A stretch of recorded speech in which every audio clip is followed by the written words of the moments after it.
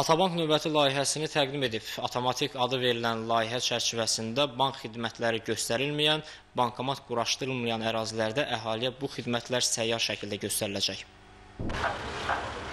Yeni layihəyə uyğun olaraq Atabank xüsusi yüksək keçmə qabiliyyətinə malik və daxilində bankomatlar quraşdırılan avtomobillər alıb. Nəqliyyat vasitələrində fasiləsiz enerji təchizatı üçün generator, işıqlandırma və rahat istifadə üçün digər qurğular quraşdırılıb.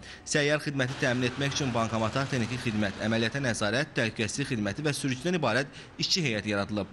Pilot olaraq layihə Şəmkir rayonunun Düyərli və Gədəbəy rayonunun Zəhmət kəndində həyata keçirilib. Xidmətin əhalinin köməyinə gəlməsini və tez bir zamanda insanların rəğbətini qazanmasını nəzərə alaraq bankomatla təchiz edilən avtomobillərin sayı 4-ə çatdırılıb.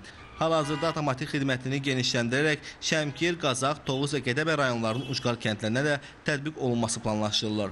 1993-cü ildən fəaliyyət göstərən Atabank Azərbaycanın ən böyük kommersiya strukturlarından biridir.